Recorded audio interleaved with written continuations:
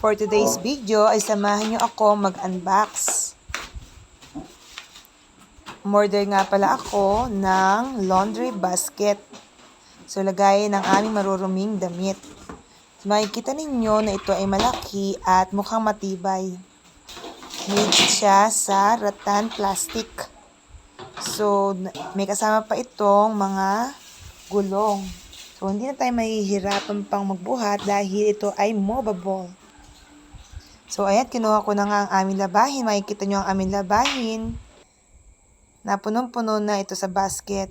So, try natin ilipat dito sa ating laundry basket na in-order.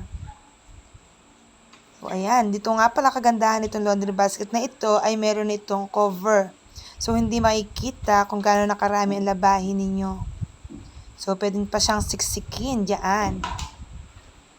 Ayan. Napangalahati na at dumating pa ang aking anak at nilagay pa ang kanyang mga uniform. So, ayan, kanabit ko na nga ang mga gulong sa may ilalim at di naman siya mahirap ikabit. So, ang dali lang niyang ikabit dahil diikot lang siya, de roscas. Ayan.